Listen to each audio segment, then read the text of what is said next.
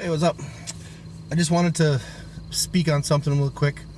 I know there's lots of people out there who are dealing with injury in many shapes or forms. Maybe you've just been injured, maybe you just found out you need surgery, maybe you're a couple months in rehab, maybe you're a year after being injured.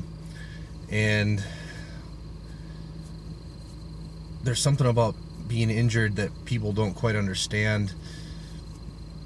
The physical part of recovering from an injury or dealing with an injury, in my opinion, is not the most difficult part. The most difficult part is the mental aspect of coming back from an injury. Now, if anybody watching doesn't know, in 2019, I herniated a disc in my back, and as far as powerlifting injuries go, that's not a very substantial injury, but it can be a very chronic injury. It's something that if you do not diagnose it the right way, and by diagnose I mean what caused the problem, there's lots of things that can cause a herniated disc. It can be an acute thing, it could be a long-term thing, it could be a combination of things. For me, as far as we know so far, it was a combination of bracing the wrong way, overarching my lower back, and having very little to no internal hip rotation over a period of 10, 11, 12 years. It was just an accumulation, and at one point my body was just like, nope, we're done. So I've been working on and off since December 2019 trying to get this fixed. I think we have a pretty good grasp on what the problems are, and we've been trying to work with them. Now, this past weekend I was very fortunate to meet up with my coach Shane. I was in Cincinnati for a powerlifting meet, which my buddy Nate was competing in, and he did awesome. Went 9 for 9, PRs on all lifts. He had an amazing day. But I was very fortunate to talk to my coach Shane about how progress has been going. I call him my coach. He hasn't programmed for me since 2019 because I haven't felt like I was ready to get back on track with him, but I've always ran things by him and asked him about which moves I was going to make and how I should do them. So I still say he's my coach. I'm pretty sure he'll always be my coach. But we were talking about the fact that about 2 weeks before I went to Cincinnati, I took the heaviest deadlift I've taken since I got hurt in March, which was only 635, but all things considered, that's the heaviest I pulled since November of last year. So that's the heaviest deadlift I pulled in a year. And we were talking about how, a week out or whatever, I was super excited, because you're always excited when you get to go back to heavy weights. Super excited. Then as the days got closer, that excitement turned to fear and anxiety. And I woke up that morning and my day was literally ruined. Like, I had such horrible anxiety. Like, it ruined my day. Like, it affected every part of my day outside of lifting because I had such horrible anxiety. And anybody who knows me knows that I have very severe issues with anxiety. I actually hate competition. I hate competing. I've told my wife plenty of times, I feel like the day of competition takes years off my life. Just the stress on my heart, and it just, well, that's an exaggeration, stress on my heart, but just the anxiety and just the stress, just living in dread all day long. Just, I feel like that takes time off my life. It just living in that anxiety for like 10 hours straight and never getting out of it. So I fucking hate competition, but that's the only way to really get out of yourself what you've put in. Now, I could train just for the fun of it and get stronger, but you can never recreate meet conditions. You can never recreate that meet adrenaline. That adds, in my opinion, and from what I've seen, that adds about 5 to 10%, and you can't mimic that in training. So if I really want to get the most out of what I can do in powerlifting, I have to compete. There's no other way to get that last 5 or 10% out of me. So that being said, I still compete even though I fucking hate it. Anyway, back to the topic.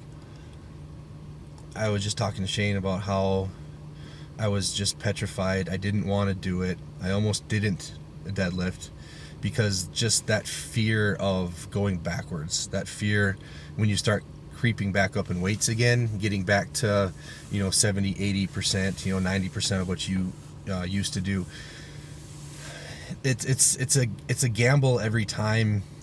As you get back to strength, you feel like every time you jump higher and higher and higher in weights, you feel like that's a gamble. You feel like the gamble gets more significant because the weight is significantly more. The load is more on your body, and you think, have I been doing what I'm supposed to be doing? Am I progressing, physically to handle this load that I'm about to put on myself? And for me, since 2019, I've probably re-hurt this a dozen times, and it's never been exclusively through lifting. Like, I've heard it squatting, I've heard it deadlifting, I've heard it jumping, I've heard it putting my shoes on. The worst one was I heard it eating pasta. I leaned forward to take a bite of pasta and I herniated it, and that was actually probably one of the biggest setbacks. That time I did it was just sitting, just leaning forward, boom, felt like somebody stabbed me in the spine with an electrified knife. But there's always that fear when you're getting back in those heavier weights that you could send yourself backwards again. And being sent backwards so many times, it's like, I'm not getting any younger. I know I have bigger numbers in me. It's just, I know the destination, just the path to get there is uncertain. But I had this conversation with myself that afternoon. I thought, if I'm that scared of being knocked back, if I'm that scared of getting hurt again, what is the point of continuing to compete or be competitive? Because if I want to compete and be competitive and get the most out of myself, I have to do this. There's no way out of it. It's like wanting to be an Olympic swimmer and you're scared of the water. Like, if that's what you want, you have to get in the fucking water. If you don't want to be an Olympic swimmer, then you don't have to get in the water. Like, it's that simple. Like, if this is something that I want to do, I have to push the weights. And for whatever reason, that conversation I had with myself, because it's like, yeah, I want to squat more than I've squatted. I want to bench and deadlift in total more than I have before. I have a desire to do that. I have a will to do that. And it doesn't make any sense for that fear to rule my decisions, because it's what I want. I'm doing this to myself. So if that's what I want, I have to accept the risks that are going along with it, or perceived risks. And Shane was very helpful in talking me through that as well. He gave me some suggestions on how to increase my workload. And I'm a child of the 80s. I find so many movies from the 80s relevant, and I'm a huge Karate Kid fan. And this is pretty dorky, but in Karate Kid 3, Daniel was fighting Mike Barnes. Mike Barnes was a badass. He was better. He was more skilled. He was more ferocious. And Daniel is a pussy. Daniel's always been a pussy. Everybody knows that. He just gets lucky. He's a giant pussy. But at the end, there was a point where Barnes was kicking the shit out of him, and Daniel was so scared he wanted to quit. And Mr. Miyagi had to shout at him, "It's okay to lose to an opponent. It's okay to lose to an opponent. It's not okay to lose to fear."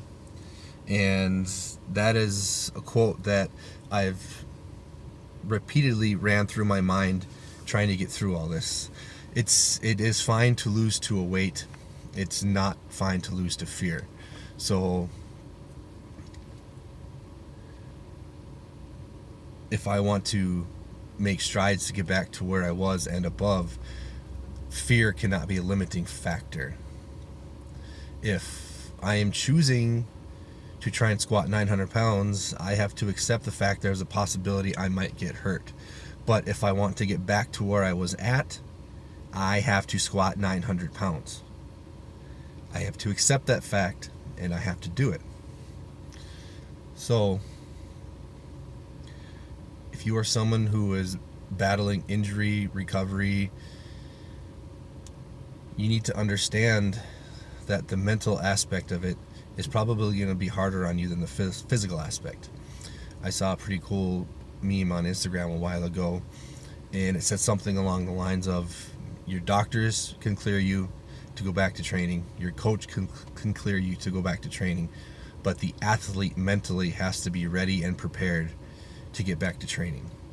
You know, you could get a clean bill of health and the doctor could tell you you are perfectly fine to go, and your coach could write you a bomb program and like you're perfectly fine to go. But if you are not mentally ready to get back to that, it doesn't matter what they say. So at the end of the day, you have to be ready and prepared mentally to take on that challenge. And you can. A lot of this shit is in your mind. If you have been progressing, you have been making the necessary steps to get back to where you were, and everything is online with that, then there shouldn't be that overwhelming fear of re-injury, because you have done what you were supposed to do to be prepared to take that next step. And you have to accept the fact that yes, there is a small chance that you could fall back, but if you want to accomplish something and there are steps involved with accomplishing that, you have to fucking do them. And I'm a prime example of that. I'm supposed to squat 800 pounds on Monday, and I'm already getting nervous about it. I was super excited, but as the days get closer, it gets more nerve-wracking for me. It's a weight that is not a hard weight, but as every jump comes towards me, there's always a little more increased inherent risk with that. But if I want to get back, that's the stuff I got to do. That's the stuff you got to do, and you can. So just remember, fear cannot control your road to recovery. If you let fear control your road to recovery, you're not going to get back to where you were or above and beyond that.